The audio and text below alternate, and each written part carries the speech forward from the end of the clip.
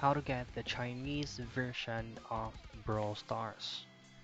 Now there are two specific ways on getting this process for you to be able to get a Chinese version of Brawl Stars.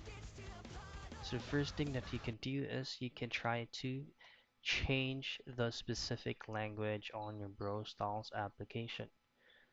Now just head directly to your game app and on the three lines at the top right portion, tap on it and go directly to the gear icon.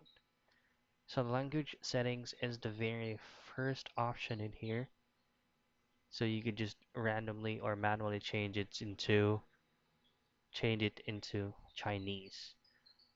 The other thing that you can do is to download the APK Chinese version of Brawl Stars by pulling up any of your preferred web browser on your phone and just simply type in Brawl Stars Chinese APK.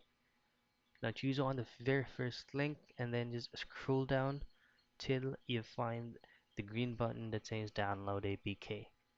Once you have downloaded it, it will automatically be in Chinese version. So that's pretty much it. That's how you download Chinese version of Brawl Stars.